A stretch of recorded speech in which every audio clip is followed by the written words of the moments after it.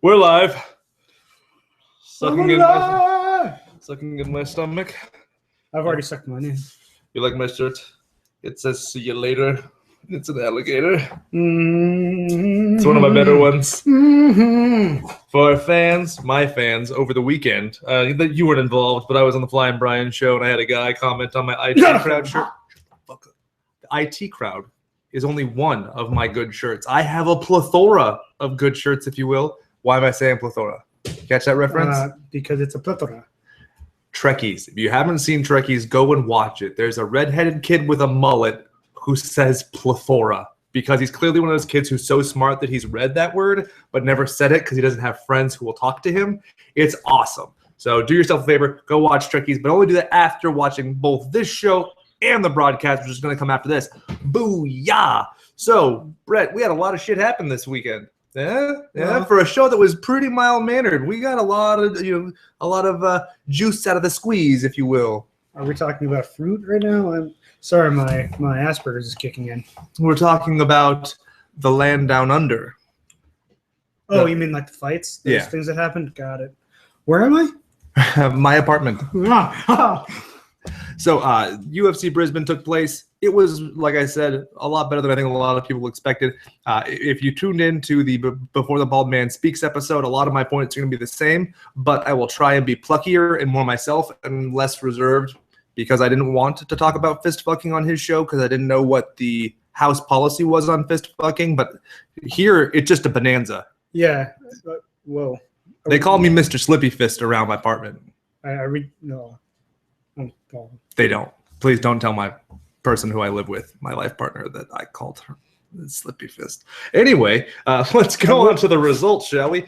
Mr. Mark Hunt hunted down Frank Mir and nearly killed him. That was pretty weak. But, no, it was good. It was good. I liked it. What do you think of the performance? I thought it was masterful. Was just measured, restrained. One of the things I find most interesting is I think it was Mark Goddard was the ref for that one. Right. He comes out and says afterwards that Frank Mir and his corner thanked him for stopping it. Yeah. So if you listen to my points about it over the weekend, I was just wrong. How about that? Because my point was to say that, Anderson Silva during the third round celebration, he was trying to ham it up. And so I was like, oh, well, Mark Hunt was clearly kind of hamming it up because he just decided to walk away on his own volition. Yeah, but I thought that Mark Hunt's response when people asked about it was he was like, he was clearly out. Yeah, like the Darklands? Is that what he called it? Yeah, exactly. I wasn't going to use this phrase because it seems like such a Mad Maxian Australian New Zealander phrase. That's the name of my new hardcore band, the Darklands. We're going to do the intro music for this show. Okay. And as an update to our fans and followers, we do have intro music. I just haven't used it because I haven't paid for it yet. And I'm going to pay for it when I can put it in conjunction with the video I'm making. So it's a lot of shit in the works. And considering I don't get paid for this, just be grateful that there is a bright line horizon where you may possibly hear a song before you hear my annoying nasally voice. But if it's in the Darklands, will there really be a horizon with a bright light? Bright is a comparative statement, so it would be brighter than the dark that is the lands, but not necessarily bright in terms of general brightness, if you will. Okay, so it'll still be dim. Yes, you got lawyered. Anyway, I very much agree, especially seeing Frank Mir's reaction and kind of vindicating Hunt's performance and not the hamming it up. Then that's just sensational. Well, and the poise that he shows is just. Well, if you look at him when he does the knockdown, right? He kind of looks at him and then walks away, and that's why when you were talking about it, I was kind of like, I don't think it was too. I think there was a moment where he was like, "Do I need to punch him again?" And he kind of went, "No." If he's not done, he's going to have to get up because I'm not going to go down there and beat a dude who's already clearly just. Yeah, and also I think it was a measured approach too because he doesn't want to end up possibly in Frank Mir's guard or anything like that. Well, I don't know. I like to imagine because I know that when Frank Hunt began to work on grappling way on back, he tried that shit with a guy named Fedor Emelianenko, and that didn't go so hot, but I know he's not afraid to try, so I like to think that it was... Real ballsy. I like to think that it was sincerely no, you're done for the day. Bye-bye, Frank. And it was nice to see him get the walk-up that he so rightfully deserved. I mean, we've talked about him having walk-ups, but the last one with Roy Nelson, where it would have been picture perfect if not for the butt-fuck referee getting in the way. God, I'm still bitter about that because it was good. Yeah. I picked the right fighter. Although and then boom. I like the walk off in this one more also because of the nature of the shot. You could see him like measuring it out, and then I remember thinking, oh, he's going to go for the uppercut because Mir keeps ducking, and then he went, nah, I'm better than all you motherfuckers. Not going to go for the uppercut. Fucking right cross, like downward. It was such a good shot. Yeah, so the fact that hit him, especially because and it's where it hit him. It wasn't like an off the top hit. It was right here. Like your equilibrium's going to go what? Laser sighted behind the ear, and that's his favorite spot. Brett, let me ask you: do you think that people spar with Mark Hunt, or do you think at this point they just take cinder blocks, put them on sticks, and just kind of wave them around so he can get his timing right and just crush the fucking thing? I think that he spars with the planet Jupiter because that's about the only thing that could take a Mark Hunt hit and keep going. But it's gaseous. I know that's what helps. So he punches through so he it? doesn't hurt his hand. I don't think his hands can be hurt at this point. I think that he has some weird. But maybe it's that his hands have such gravity that he's attracted to Jupiter. This is getting weird. Maybe Mark Hunt's not even from this planet, and he came here in a bit. Okay, yeah. He calls down the moons of Jupiter, and those are his hands when he fights. That'd be fucking legit. Because he's fucking super Samoan. I don't watch anime, but I would watch the shit out of an anime where it's some kid whose eyes start glowing and he reaches up to the heavens and pulls down and his fists become two orbs and he just wails on fuckers. Yeah. Shit, dude. I think we just started a new project. Yeah. So you're going to have to wait even longer for the intro video for this podcast because I'm going to have to make that first. But all in all, it was a good fight. And we picked the right fighter on that one. We knew who we were rooting for. I don't know that we definitively said. Well, I think I picked him mainly because I know that I'm rooting for him, and I just never pick against him, so I'm going to pick him. But I had that moment of this isn't a pick against Mir. It's just I always pick Hunt unless something crazy's going on. That's kind of one of the things, too. I consider myself a Frank Mir fan, and I didn't want to sound disrespectful in picking against him, even though, let's face it, his chances were only submission. So let's move on. We almost fucking nailed the co-main event. We knew that Hector Lombard was going to win the first, but then we expected that Magny was going to get the second and the third and do it by decision. In this situation, he got the second like none other, even after getting rocked. He got two finishes in this fight. It was amazing. Only one counted, but he got two finishes. Did you see my meme? Yeah. Did you see it? I thought it was good. For those of you who don't follow us on Instagram and Twitter, I posted where Neil Magny's in back mount with Hector Lombard, and it's one of the sessions where he's just wailing on this son of a bitch. And I put the ghost of Hector Lombard sneaking out of the back of his head. And I said that Neil Magny beat Showweather so bad, they're going to call him Spectre Lombard. If you're not on all of our platforms, Facebook, Instagram, Twitter, my FetLife profile, wait, never mind that last one. Hey, shut your mouth. But what do you do with Neil Magny? Or open your mouth for your FetLife. You know what I mean? That was I don't have that anymore. Anyway, so Neil Magny, who do you give him? I've heard talks that he should get the winner of Matt Brown versus Damian Maia, potentially get that rematch against Damian Maia, but I don't necessarily. I'd actually rather see him against Matt Brown. I was thinking about that before. Win or lose. I was thinking about that before the Lombard fight, that I really want to see Magny versus Matt Brown, and I kept thinking did they fight yet? Because they were both coming up in the exact same way at the same time, and they're both on these long streaks, blah blah blah. So I actually would like to see Matt Brown versus Neil Magny, just regardless of anything else happens. I don't necessarily want to see him against Damian Maia again. Not because I don't think he can beat him or anything.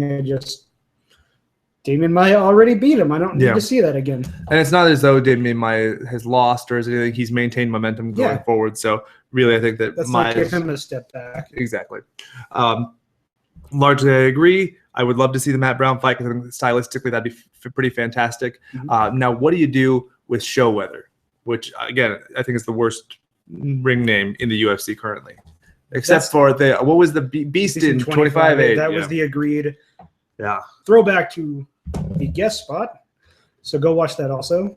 But I don't know what you do with that guy. I mean, he just came off of a 1-year suspension. Then he loses the same way that he always loses.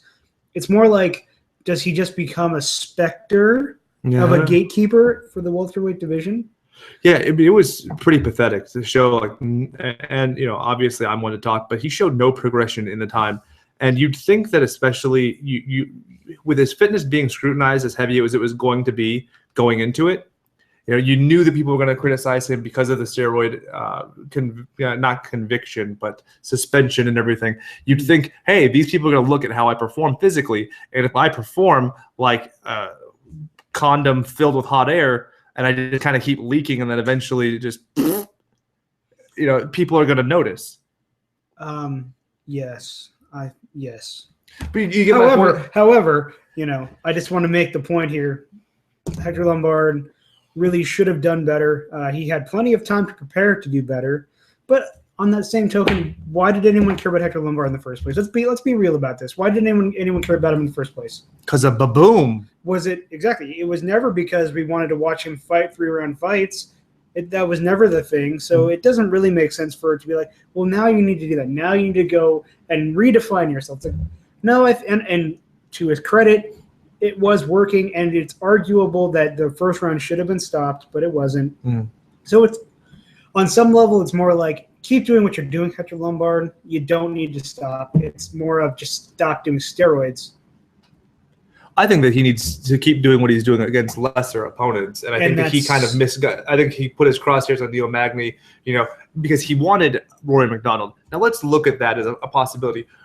From what we saw from Neil Magny, and you compare to Rory McDonald, I think Neil Magny is great. I don't necessarily think that he would beat Rory McDonald.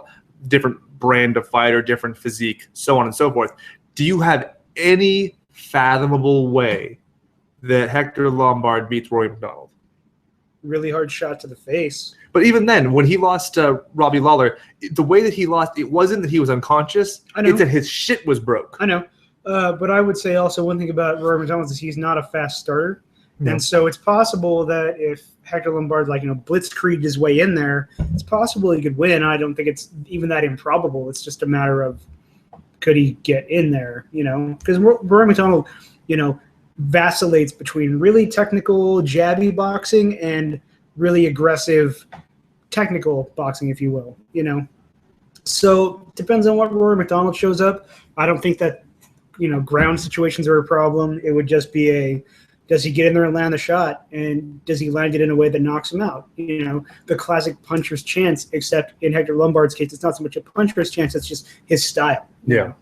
I don't think that there's no inclination in my mind that he could do anything against Rory McDonald. And it's not just because I'm a Rory McDonald fan. I've been pretty critical of Hector Lombard since he came into the UFC. Yeah. I was never drinking the Kool-Aid on him before he came into the UFC. I think the way they signed him, the amount of money they paid him for Bellator at the time, the product they were putting out then, Jesus, man, come on. Why would you give him, if I'm remembering correctly, you're talking a 6-figure signing bonus. I think it was $200,000 if I recall correctly. What? Somewhere in that range anyway. Yeah, and I don't know if they were trying to put a nail in the coffin for Bellator, but then they just stopped really having a middleweight division and nobody cared. Well, this was all, I think that's probably what they were trying to do and probably were successful. This is also the time they were trying to sign Eddie Alvarez with a bonkers contract. So that was at the time when they were being really aggressive.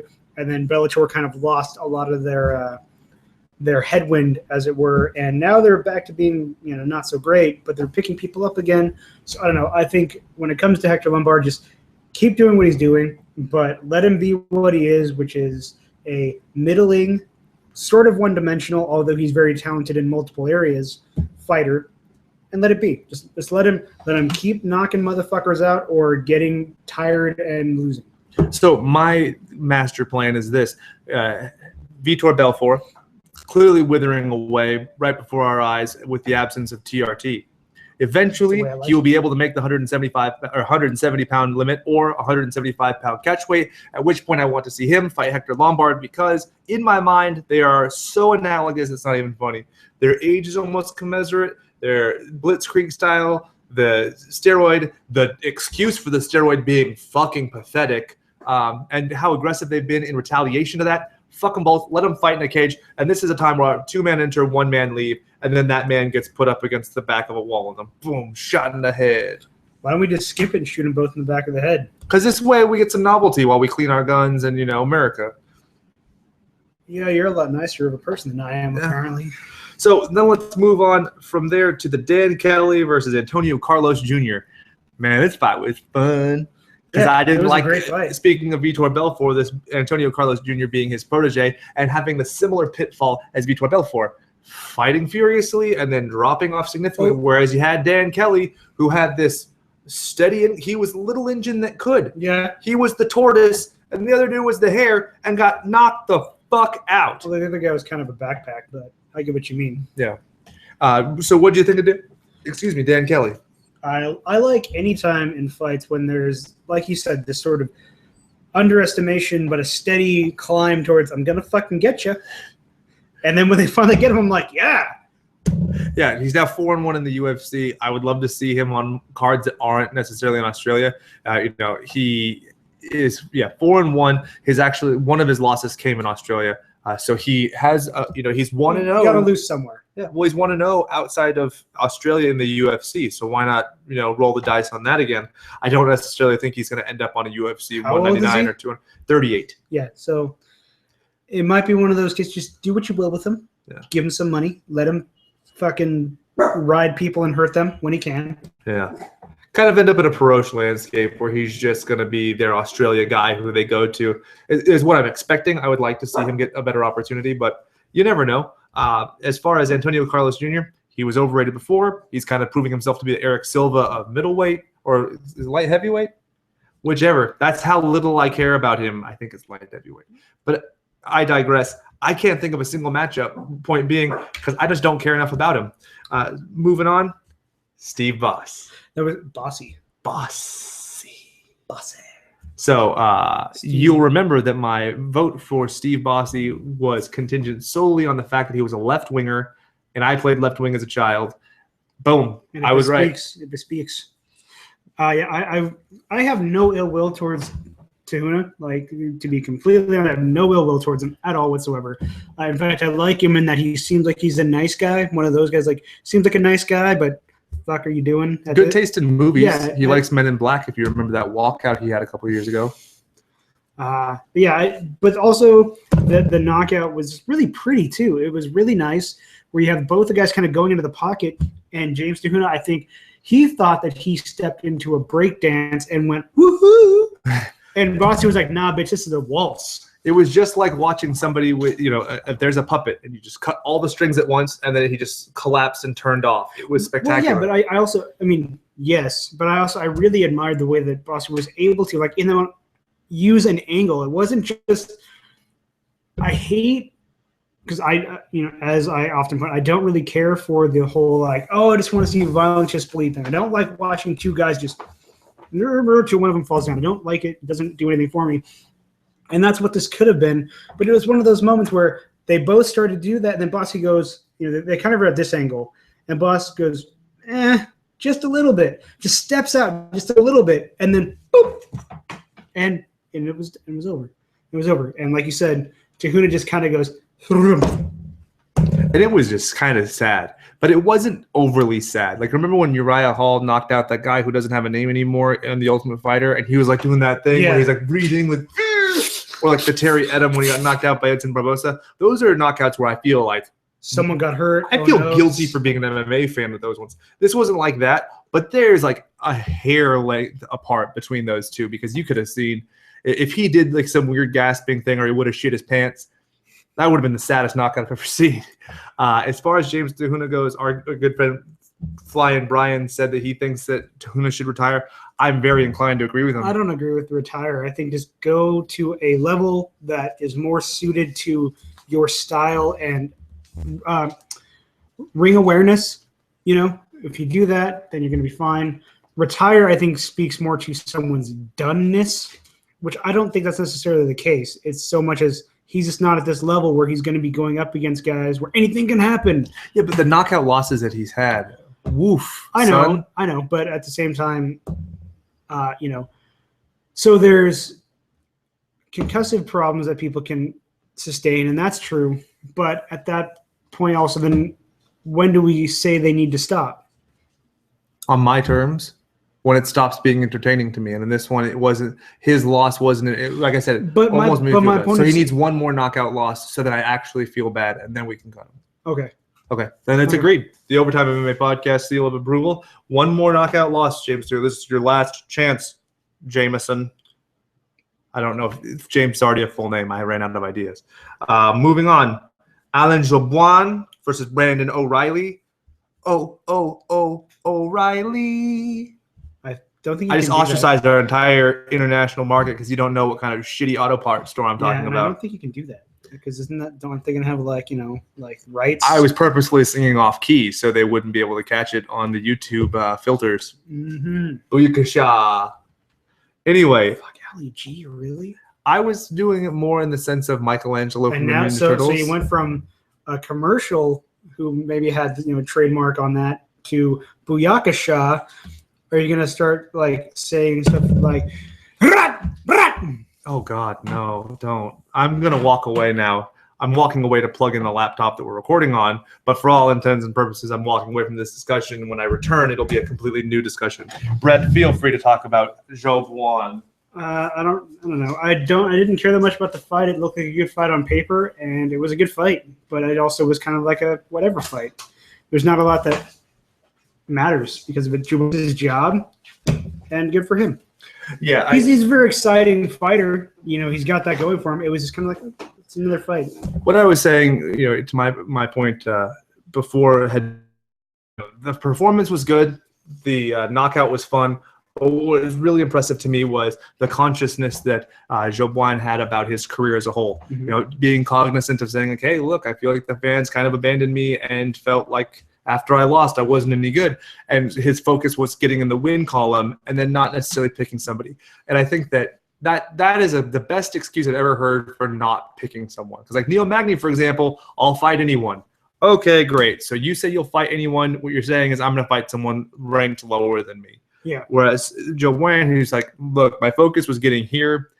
Now we're going to move forward and try and regain that momentum. And to his point, it kind of makes sense that the UFC picks him against somebody who's of lesser caliber so he can keep looking good and having stellar performances, being an exciting fighter is something he obviously takes great pride in. Mm-hmm. O'Reilly, do you agree that he is way undersized for the division? No opinion. None? No opinion. I don't know enough about him. I don't care enough about him to have – maybe he stays there a little while longer, gets outpowered and goes down. Maybe he lifts more weights. I don't know. Like, weight classes are so nebulous to me at this point. For effect, look at Conor McGregor at 170 and at 145. That's the same dude. That's the same fucking person. Yeah. And we'll get into the Conor McGregor fiasco in the broadcast, but I don't have very many nice things to say about that matchmaking. Moving on, we had the hooker versus Idiva, the 1 minute 24-second guillotine. I didn't even watch that one actually. Yeah, it was not much to watch. Sounds like a minute and 24 seconds and someone went to sleep. Yep. Is that about right? You could have gotten it on a Vine or Instagram. It was a good performance. Hashtag hooker. See what comes up on Instagram. Anyway, Rin Nakai fought Leslie Smith. What? Did you say Thug Life? Fet Life. Hashtag How hooker. dare you? I've disclaimed this. Anyway, Rin Nakai fought Leslie Smith, and it was weird. And what was even weirder than watching the fight was watching people. Are we skipping over the other female fight? What other female fight? What? I don't know what you're talking about. There was one female fight on this card. There was one good performance of a female fight by the woman who lost, actually. The ham lady? Oh, I didn't watch it because I know there's not a lot to say about it, but it was an interesting one where, like, for my money, when I saw, I liked the technique more than the occasionally landing stiff shots from Beck Rawlings. This is one of those situations where I'm like, she's fighting better, she's landing shots occasionally. I don't know. It was very strange to me. I didn't agree with the decision. I didn't think it was just one of those moments again where I'm like, I have different judging criteria than apparently the majority of judges. Yeah, when it comes to Beck Rawlings this week, where it was Jim Carrey from Dumb and Dumber being like, you want to hear the most annoying sound in the world? And then just a picture of her. But then I realized that if I hashtag Beck Rawlings and people came and they liked my picture, I don't want you on my page if you like Beck Rawlings. That's how much I dislike this person. So to my point, Rin Nakai fought Leslie Smith, and it was the only female fight on the card. Is Rin Nakai a female? Arguably. I have no proof to back that up. You have an awkward boner right now. I do. It is creepy. It's so weird to think that her Kegels could snap my wiener off and shit it out her butthole at all in one motion of like suction vortex, boom. Osmosis, man. Yeah. Like her vagina's a wormhole or a black hole or some kind of hole that does terrible things to men's vaginas worldwide. Men's penises. There are so many angles, and this is not a safe space at all. No, it is not. So anyway, Leslie Smith won. I didn't think it was a robbery, but it was weird seeing people's reactions on Twitter be like, Rinnakai won that fight. And yeah, I don't know. Yeah, I don't know. Rinnakai is one of those people, like, I don't know why she's such a huge following, especially like the variety of reasons why people like her. But because every time I watch her, she's in nice. porn. But every time I watch her, she loses. I haven't seen her win. I haven't seen her win and look good. I haven't seen any of this. Why does she have this coverage all the time? I don't understand. It makes no sense to me. And when I look at her, and especially when I try to look at her social media, I'm regularly possessed of a point where I'm like, what am I looking at? It's worse than, say, someone like Felice Herrig, who, you know, tries to use her sexuality and there's not much else going on, but I get it. In this case, I just don't understand. It's like, the awkward boner. Angle, well, I don't get an awkward boner. I get. If like, 4chan has taught me anything, it's like that she-males are headache. way more popular than we give them credit for. And I think that's kind of the territory that Rinnakai operates in. Maybe, but it's just awkward. My brain doesn't get it. I don't even care if she's a show. I fucking don't care. I like Fallon Fox. I think that's great. But this is just, I just don't understand why she has the following that she's, I don't know. Maybe it's the sideshow factor. Maybe. Plus, not to say that I think she's a sideshow, and it just that element of like, this is weird, let's promote it. You know, I don't know. Well, there's that one heavy metal guy who dresses up in women's clothing and does whatever. You know what I mean? The little guy who does a Japanese schoolgirl act. That's weird, but that's really popular. Who are we to judge, man? Oh, I'm not judging. I'm saying I don't get it because she's in the UFC. Oh, it's yeah. Like, that's the point they're trying to make. It's another example of a situation where I'm like, why is this happening? Why is this person at this level? Or why is that acceptable where so many things haven't been? Like Goyito Perez, he's allowed to wear that mask. In fact, the UFC marketed their own mask and sell it, you know, in huge quantities whenever they go to Mexico. One of the things I find so interesting about that is when Mayhem wasn't allowed to wear his mask, you know, during his Michael Bisping fight, there's a bunch of times where Dana's been like, nah. And I wonder if it's a point, like, but with her, there's no monetization of her weirdness. With Goyito, they can sell that mask, they can make some money. With this, I don't see where the upside is to her being weird. It's just, she's weird, get used to it. No, I don't know. So I don't have any matchups for either of them. Leslie Smith can fight any female in the top 10 because it doesn't really matter. Unless you're, from top 15 to top 5, she can fight anybody there because they're all interchangeable. Top 5 is the only place that matters, and she's clearly not there with an 8-6 record. Yep. And a 2-3 UFC record at that. Moving on, Walsh, Andrade, what'd you think? Didn't watch it. It was good. Unanimous decision, very clean. Walsh proved that he is just a hat and a beard. So moving on, we had the. It was a unanimous decision, right? Yeah. I saw the result, but I didn't actually watch it, so it was kind of one of those moments where I, as an MMA fan, went, I want to know what happens on some level, but I don't want to dedicate the time to figuring out what happened. Yeah, exactly. And then we had Chad Laprise versus Ross Pearson. I know you had interest going into this fight. What did you think? I'm glad for Ross Pearson, except I thought that the point that we talked about last week, and then what you talked about when you guest spotted bet your house, bet your home, bet your wife, bet your daughter against Ross Pearson on his next fight. Yeah, absolutely. Because he has alternated wins and losses for his last 8 fights. He won, so he will lose. That is an inevitable scientific fact. I think one of the things that you get out of this, though, also is, wasn't it a split decision again? Yes, it was. So it was another split decision. And I think the more interesting question is, where does Chad Laprise go? Because he was being promoted very heavily as a great fighter, you know, an up-and-coming Canadian guy who's going to be great. And then he loses Ross Pearson, who is very much on the tail end of his career. He's not even ranked right now. It's not even like in the top 10 or anything. So you promote this guy. He seems great. He was doing very well, and now it's like, fuck. And you can salvage that it was a split decision a little bit because Ross Pearson, despite not being a top 10 guy, is still a tough out, still a dangerous guy. But at the same time, I think the question is, where does Chad Laprise go? What do you do with him? Do you try to rebuild him? Do you let him settle into being just a jobber that they fill up cards with? There are a lot of guys in that lightweight division that they just throw around. He'd be a guy who you could see salvaging Canadian cards. You know what? Honestly, and it sounds kind of crazy, but bear with me. The loser of Joe Lozon, Diego Sanchez, I think that would be a great fight. It's a bigger name fight than I think he necessarily merits at this time, but he has the potential to make them look good, and he also has the potential to look good.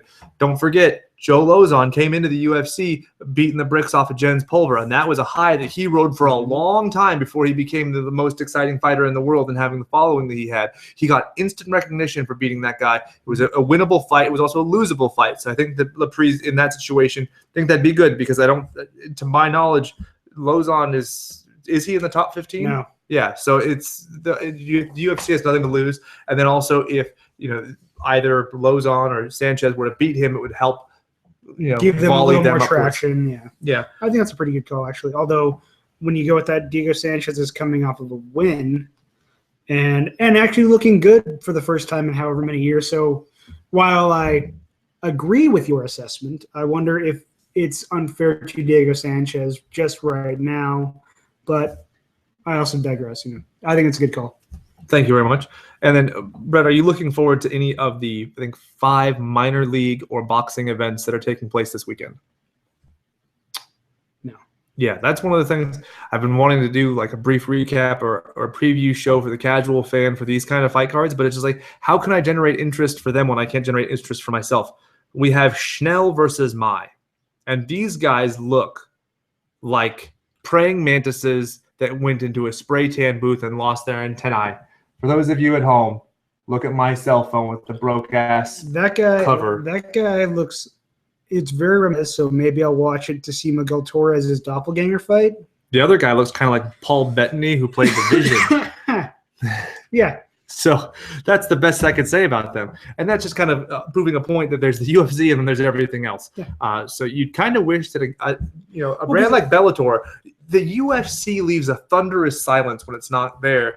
And you see that like Bellator tries to go on the weekends that there is a UFC. So they do Friday UFC to Saturday. Is that the smart play because there's already eyes on MMA? Or should they be doing the weekends where the UFC's not? Because I'm more desperate to watch them now. I'm not going to juxtapose and compare them to the UFC's product. And also, I'm not going to get overly saturated with MMA because sometimes I find if I watch a 10-fight Bellator card and the next night I'm watching an 11-fight UFC card, that's a lot of MMA. Yeah, I mean, I don't disagree with that. The only thing about it that I wonder is MMA at the NFL point right now where people will watch every week and come on every week? I don't know.